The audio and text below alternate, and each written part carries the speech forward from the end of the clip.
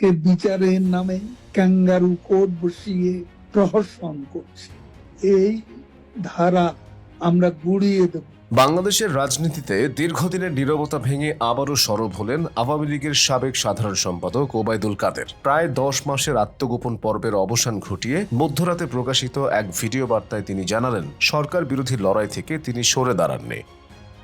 গত বছরের 5 আগস্ট আওয়ামী লীগ সরকারের পতনের পর থেকেই জনসম্মুখে দেখা যাচ্ছিল না দলটির অন্যতম শীর্ষ নেতা ওবায়দুল কাদেরকে। রাজনৈতিক অঙ্গনে তার এই দীর্ঘ অনুপস্থিতি ঘিরে তৈরি হয়েছিল নানান জল্পনা কল্পনা। কেউ বলছিলেন স্বেচ্ছা নির্বাসন, কেউ বা দাবি করছিলেন গৃহবন্দিত্বের গুঞ্জন। পালাবো না, কোথায় পালাবো? পালাবো না, প্রয়োজনে ফখরুল সাহেবের বাসায় গিয়ে উঠবো। তবে সব জল্পনার অবসান ঘটিয়ে রোববার রাতে সামাজিক যোগাযোগ মাধ্যমে ছড়িয়ে পড়া এক ভিডিও বার্তায় ফের দৃশ্যমান হলেন তিনি। ভিডিও বার্তায় ওবায়দুল কাদের বলেন, আজকে বিচার হচ্ছে ক্যাঙ্গারু কোর্টের মতো। আমাদের বিরুদ্ধে ষড়যন্ত্র চলছে, আমরা পালাবো না।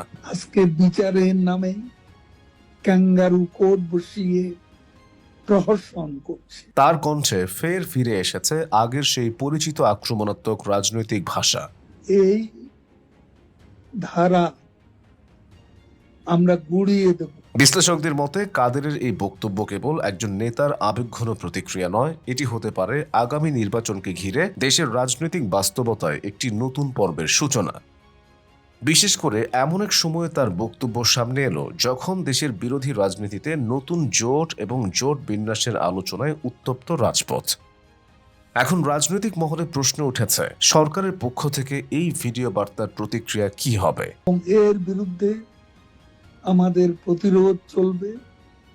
বাংলাদেশের আজ 50%-এরও বেশি ভোটার যে দলের সমর্থক, এবং দিনে দিনে শেখ হাসিনার পক্ষে জনমত বাড়ছে। মিনথাল আহমেদ মাসুম, খবরবাজ।